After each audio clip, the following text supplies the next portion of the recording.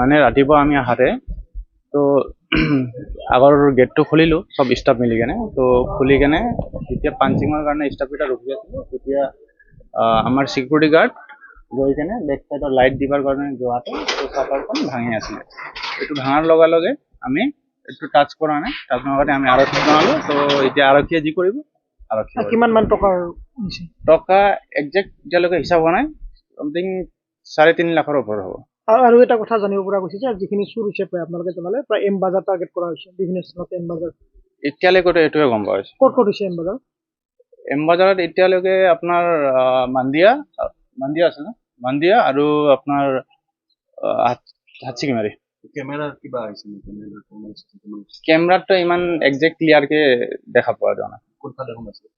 Back চাইডৰ পৰা আপোনাৰ ফায়াৰ এক্সিষ্টৰ পৰা ভাঙি কেনে দুটা শ্বাটাৰ আছিলে, দুটা শ্বাটাৰ আছিলে, তো এটাৰ তালা ভাঙিছে আৰু নেক্সটটো পুৰা লক কৰি ভাঙিছে। কেছে লৈছে নে আৰু বেলেগ বস্তু এতিয়ালৈকেতো তদন্ত পোৱা নাই, কিন্তু এতিয়ালৈকে কেছে দেখা পোৱা নাট চিকিউৰিটি আছিলে, নাট চিকিউৰিটি হাকাৰ সৈতেও বাকী একো কৰা নাই তাৰমানে টকাৰ বাহিৰে? বাকী এতিয়ালৈকে গম পোৱা নাই, এইটো চেক কৰিলে গম পোৱা যাব।